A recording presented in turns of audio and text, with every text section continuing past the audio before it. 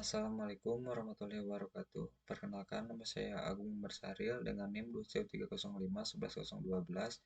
Di sini saya akan mempresentasikan tugas ujian akhir semester mata kuliah Manajemen Keamanan Data dan Informasi dengan judul Penilaian Risiko Keamanan Informasi pada Sistem Learning Management System atau LMS di Universitas Muhammadiyah Sukabumi dengan menggunakan metode ISO 27001.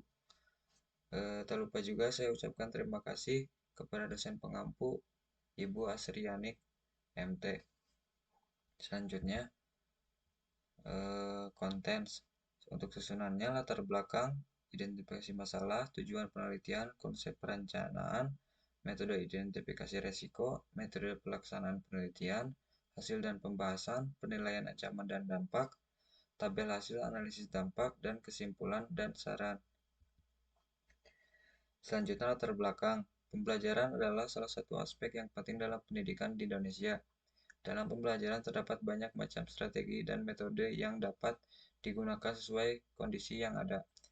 Terlaksananya strategi pembelajaran yang baik meliputi metode pengajaran serta evaluasi tergantung satu atau lebih tiga mode dasar dialog sebagai berikut. Dikutip dari Botzer 1999. Yang pertama ada dialog antara dosen dengan mahasiswa, selanjutnya dialog antara mahasiswa dengan sumber belajar, dan terakhir dialog antara mahasiswa. Learning Management System menjadi salah satu bukti nyata dalam penerapan sistem pendidikan yang terstruktur dan efektif dalam proses pelaksanaan pembelajaran. Pentingnya keberadaan Learning Management System atau LMS pada sistem pembelajaran sebuah instansi pendidikan sudah tidak diragukan lagi. LMS menyimpan banyak macam jenis informasi pendidikan termasuk data mahasiswa, informasi kelas, presensi, serta daftar materi kuliah yang diampu mahasiswa. Informasi ini dapat menjadi target empuk bagi pihak yang tidak berwenang jika tidak dijamin keamanannya dengan baik. Selain itu, dengan adanya peningkatan ancaman cyber, LMS dapat menjadi sasaran serangan seperti serangan phishing, malware, maupun peretasan. Keamanan yang buruk dapat mengakibatkan kebocoran data atau bahkan menghentikan sementara kegiatan mahasiswa. Selanjutnya, identifikasi masalah. Yang pertama, kekurangan sumber daya manusia terlatih. Kurangnya jumlah dan kualitas sumber daya manusia yang terlatih dalam bidang keamanan informasi dapat menghambat implementasi dan pemeliharaan SMKI di UMI. Yang kedua, kelemahan dalam kebijakan keamanan informasi. Kebijakan keamanan informasi yang kurang efektif atau tidak memadai dapat menyebabkan celah keamanan yang memungkinkan untuk terjadinya insiden keamanan data. Yang ketiga, tingkat kesadaran yang rendah terhadap risiko keamanan informasi. Kurangnya kesadaran akan pentingnya keamanan informasi di kalangan staf dan mahasiswa dapat meningkatkan risiko terjadinya pelanggaran keamanan data. Yang keempat, kurangnya integrasi kebijakan dengan kegiatan operasional.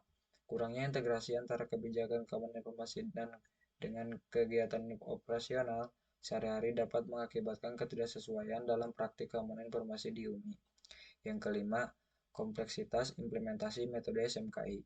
Kompleksitas implementasi metode pengelolaan SMKI seperti OCTAP, NIS, dan ISO 27001 dapat menjadikan kendala bagi UMI, terutama jika tidak ada sumber daya yang memadai untuk mendukungnya. Yang keenam, kurangnya penelitian tentang implementasi metode SMKI di lingkungan pendidikan tinggi. Kurangnya penelitian yang fokus pada implementasi metode-metode pengelolaan SMKI di lingkungan pendidikan tinggi seperti UMI menghambat pemahaman yang mendalam tentang strategi yang paling efektif dalam konteks ini. Selanjutnya, tujuan penelitian. Yang pertama, meningkatkan kesadaran dan pemahaman tentang keamanan informasi. Menyusun program pelatihan dan sosialisasi untuk meningkatkan kesadaran dan pemahaman tentang pentingnya keamanan informasi di kalangan staf dan mahasiswa UMI. Yang kedua, mengembangkan kebijakan keamanan informasi yang efektif. Merancang dan mengimplementasikan kebijakan keamanan informasi yang memadai dan sesuai dengan kebutuhan lingkungan UMI, termasuk prosedur-prosedur penanganan insiden keamanan. Yang ketiga, meningkatkan kapasitas sumber daya manusia. mengidentifikasi kebutuhan pelatihan dan pengembangan untuk meningkatkan kapasitas sumber daya manusia di bidang keamanan informasi, termasuk pelatihan terkait dengan implementasi dan pemeliharaan SMKI. Yang keempat, integrasi kebijakan dengan kegiatan operasional. Memastikan integrasi yang lebih baik antara kebijakan keamanan informasi dengan kegiatan operasional sehari-hari di UMI melalui penyesuaian prosedur kerja dan pembentukan tim keamanan informasi. Yang kelima, evaluasi dan pemilihan metode pengelolaan SMKI yang tepat. Mengidentifikasi, mengevaluasi, dan memilih metode pengelolaan SMKI yang paling sesuai dengan kebutuhan dan sumber daya UMI dengan mempertimbangkan kompleksitas implementasi, fleksibilitas, dan biaya.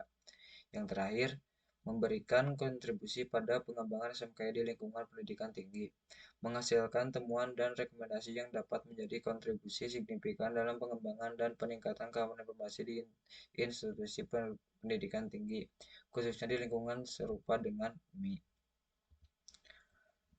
Selanjutnya, konsep perencanaan SMKI dengan ISO 27001. ISO 27001 adalah suatu standar internasional untuk sistem manajemen keamanan informasi atau SMKI. Sebagian besar sebelumnya diangkat berdasarkan BISA 7799 yang umum digunakan sejak tahun 1995 mengenai pengelolaan keamanan informasi. ISO menyediakan kerangka kerja untuk netralitas penggunaan teknologi, netralitas sistem manajemen pengelolaan rekaan yang memungkinkan suatu organisasi memastikan bahwa efektif dalam pengukuran keamanan informasi.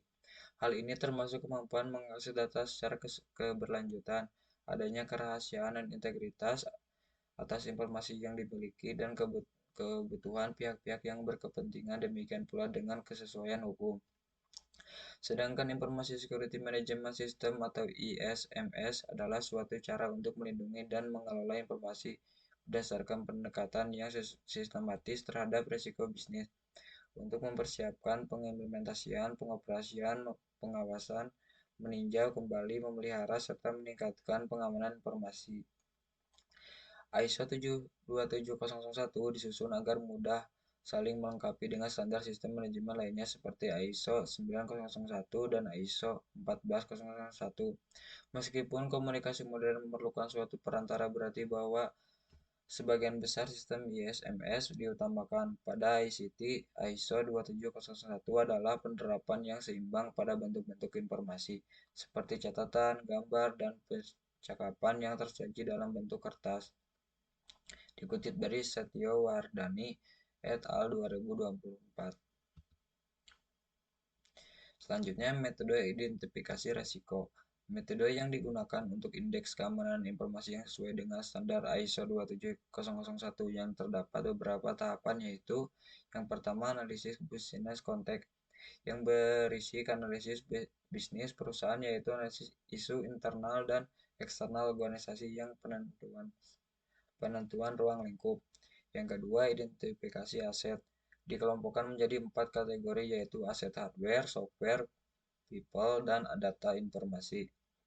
Yang ketiga, analisis resiko, yaitu melakukan identifikasi ancaman atau threat dan kerentanan vulnerability. Yang keempat, pengelolaan risiko, melakukan perhitungan risiko dengan range nilai 1-5 yang terjadi pada masing-masing aset yang dilihat dari adanya ancaman dan kerentanan. Selanjutnya, metode pelaksanaan penelitian. 1. Pengumpulan data. Pengumpulan data mempunyai metode, yaitu 1.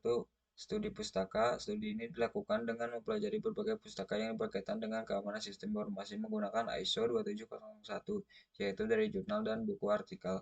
Yang kedua ada wawancara. Tim analisis penilaian risiko melakukan wawancara langsung kepada pihak staf IT di bagian LMS UMI untuk mengetahui wawancara prosedur umum untuk mengelola keamanan sistem informasi dan untuk mengetahui insiden keamanan sistem informasi yang pernah terjadi.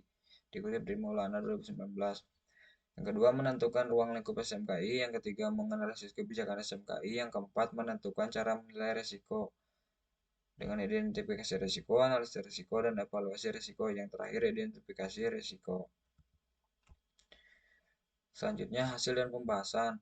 Yang pertama, ruang lingkup SMKI. Dalam penentuan ruang lingkup pada LMS di Universitas Muhammadiyah Sukabumi yang dilakukan dengan wawancara kepada staf IT dan melakukan studi pustaka, sehingga didapatkan hasil yaitu banyaknya ancaman-ancaman dan kelemahan pada aset-aset yang ada pada LMS UMI.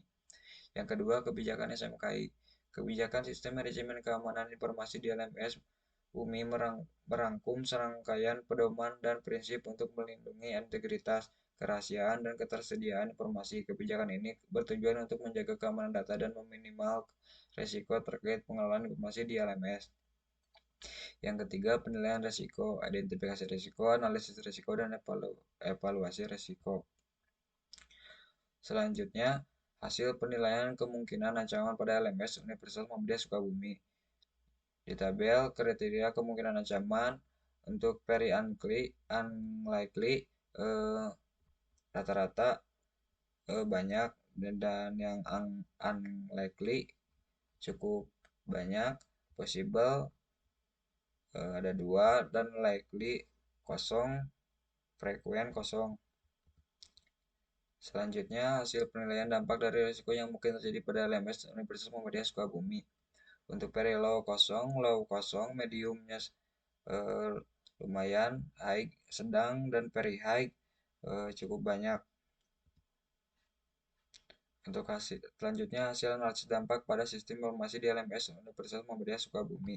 Nilai risiko keamanan informasi pada sistem LMS UMI berdasarkan hasil dari penilaian kemungkinan ancaman dan dampak, maka selanjutnya dapat dilakukan penilaian risiko keamanan pada sistem LMS UMI.